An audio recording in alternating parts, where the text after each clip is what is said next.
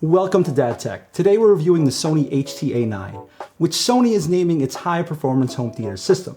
Does it warrant that high-price moniker? Let's find out. What makes the HT-A9 unique compared to other typical soundbar and multi-component home theater systems is Sony's claim that positioning its 4 independent speakers in atypical speaker placement configurations will not impact its sound fidelity. In Sony's own marketing, these speakers are prominently placed in less than optimal locations. This one in particular baffles the hell out of me. Why would you hang one speaker, but not the other? Funny enough, as quick as Sony is to tell you that placement doesn't matter, they physically indicated on the speakers themselves left front, left rear, and right rear designations. So much for placing them anywhere. Sony has thrown the concept of speaker symmetry out the window with the HT-A9 by leveraging a proprietary version of monopole synthesis technology in their speakers. And for those like me that don't happen to have a signal processing engineering degree, this technology essentially utilizes each one of the speaker's 2 built-in microphones to perceive relative distance to the other speakers, to calculate the correct sound signature for the speaker's location based on the dimensions of the room they occupy. This functionality, along with Sony's sound field optimization process, make up Sony's aptly named 360-degree spatial sound mapping. The HT-A9s come as a package of 4 identically sized and shaped units, with a hub roughly double the size of an Apple 4K TV. These tall boy speakers are roughly the height of 2 Sonos One SLs stacked on top of each other. The colorway is a light gray finish, with the upward and front-facing speakers robed in a perforated matte grille. The units are almost entirely cylindrical if it were not for the flattened rear of the unit, which allows you to easily mount them onto walls. The design language of the HT-A9 varies wildly from most of Sony's other soundbars, which are decidedly black and rectangular. I love the look of these units as they give off a slightly retro-futuristic vibe. They can easily blend into decor that isn't specifically designated as your home theater or listening room. They're large enough to be noticed, but not so blocky and monolithic that they become obtrusive in your home decor. Be aware, however, that although you won't be needing that speaker wire with the HT-A9s, you will still need a plug relatively close by to power the speakers independently. The included cables aren't the longest out there, so be prepared to replace them with longer ones if you find that your placement isn't readily accessible to a power outlet. Sony is really marketing the HT-A9s to meld into your home style through its flexible placement options and design sense. But I'll mention it now since we're on the topic. The subwoofer is decidedly not as camouflageable. It is big, it is blocky, but it is an absolute must-have for you to get everything out of a system like the HT-A9. I continue my frustration with Sony for making the SW5 an optional purchase instead of simply bundling the entire system as one unit, while creating a design aesthetic that has a through line across all the components. And I get that the SW5 is their flagship subwoofer that they want you to be able to pair with all of their other soundbar options,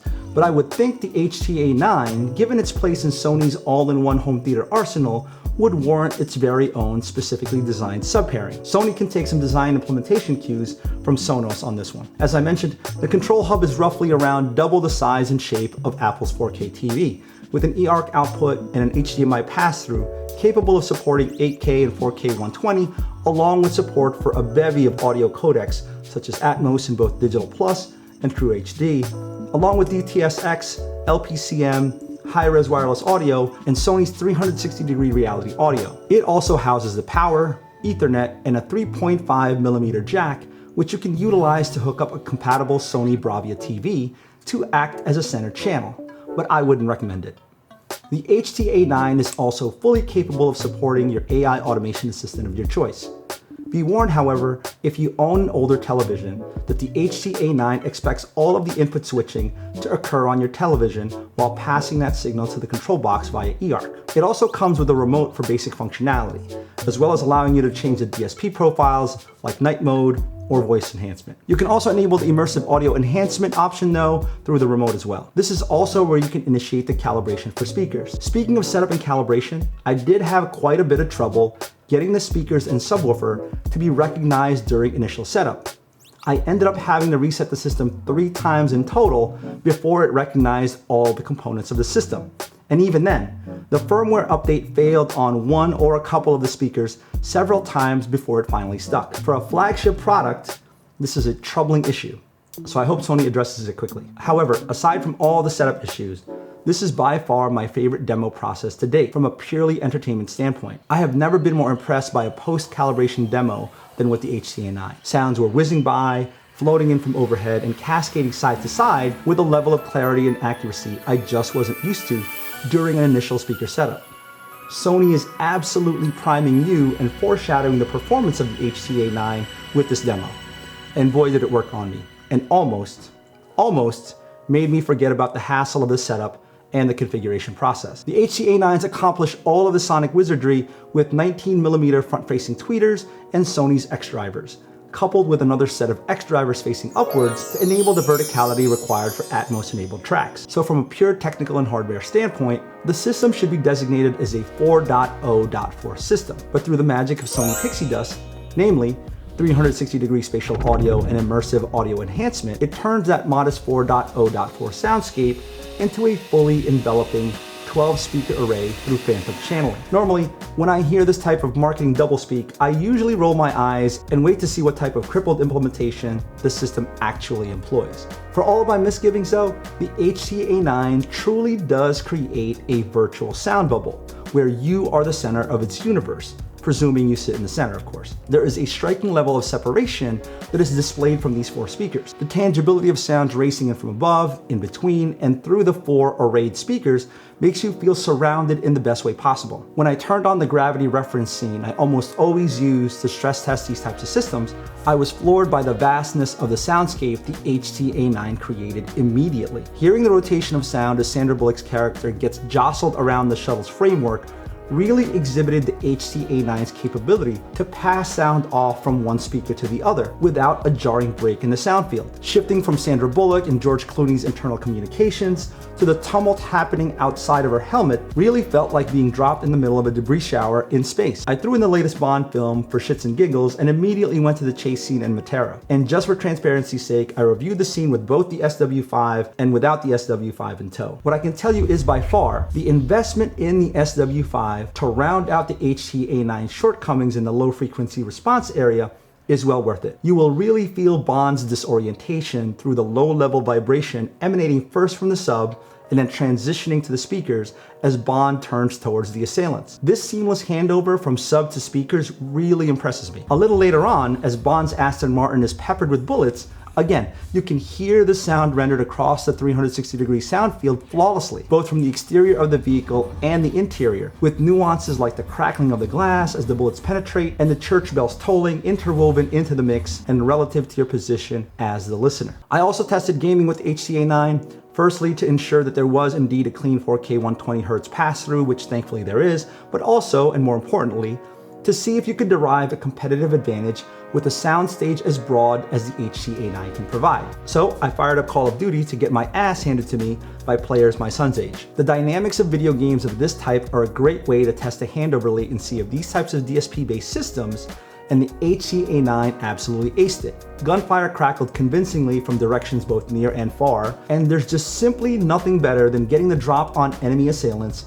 by hearing ambient noise with the distinct accuracy that the HT-A9s provide. It will simply be hard to game any other way once you've tried it with the HT-A9. At this point, I was feeling a touch too enamored with the HT-A9 and decided to test Sony's claims regarding flexible positioning. So I literally put these speakers in the weirdest, most suboptimal positions in the rooms I tested them in, to really put Sony's 360-degree spatial audio claims to the test. I did have to go through the recalibration once again every time I changed the speaker layout. What I can say is that I will have to applaud the HT-A9's adaptability during each one of these varying sessions, as it felt like they were indeed capable of mitigating the haphazard positioning I put them in. To be clear, it wasn't quite as engulfing as an optimal setup, probably a smidge more diffused in the first run, but I perceived no discernible gaps in soundscapes nevertheless. For movies and games, short of drilling holes into your ceiling and spending upwards of $5,000 on a full Atmos system, the HT-A9 simply blew me out of the water. Now, before we start on music with the HT-A9, I do have to say that during my review of the HT-7000, check that out here, it left such a bad taste in my mouth for its music performance and its implementation of immersive audio enhancement that the bar I set for the HT-A9 for music was embarrassingly low, like really low. So when I fired up John Coltrane on Tidal, my expectation for sonic performance on the HT-A9 was more than somewhat tamped down. So I was thrilled when the HT-A9 over-delivered on my lowered expectation. Bass hits were lively with the added SW5, percussive sections felt towering, and vocals rang clear even with all the added spaciousness in the soundstage. My fear is always that all of the added digital signal processing will detract from the purity of the vocals, and that fear was unfounded here with the HT-A9.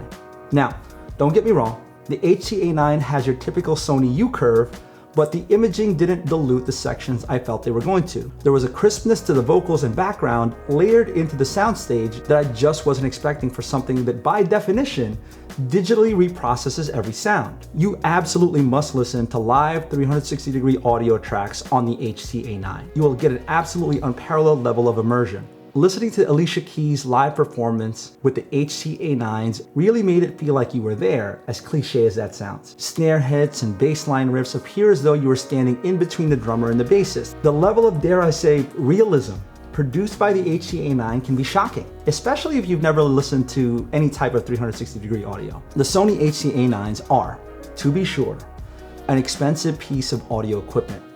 At $1,999 for the speakers and the hub itself, it's already an expensive proposition for those trying to stay within a soundbar pricing budget. And it is certainly not without its issues, as evidenced by the nightmare setup scenario I ran into. Adding in the absolute must-have Sony SW5 subwoofer tacks another $700 into the mix. But this is where I agree with Sony when they market the HT-A9 as a high-performance home theater system. The Sony HT-A9 is Sony's technological home theater showcase that has plenty of pockmarks that it has to address. With 360-degree spatial audio, flexible positioning, immersive audio, 12 amplifier channels, and 504 watts of power, this is the home theater for those who don't want to create a home theater, as crazy as that sounds. The Sony HT-A9 is for discerning movie watchers, video game players, and music listeners who want the actual sound immersion previously only provided by full-blown Dolby Atmos setups without encroaching into their living space like a typical Dolby Atmos setup would. It's not cheap and it definitely has its setup issues, but it sounds great and you will get a ton of enjoyment from the Sony HT-A9 if you've got the budget and the patience to be an early adopter of its bleeding edge technology. Let me know in the comments if you would consider the HT-A9 as your home theater of choice as opposed to a typical Dolby Atmos setup. Hit that like button if you found this video helpful, and check out my other Sony home theater reviews here, and subscribe to the channel for more videos like this, and I will check you next time. Peace.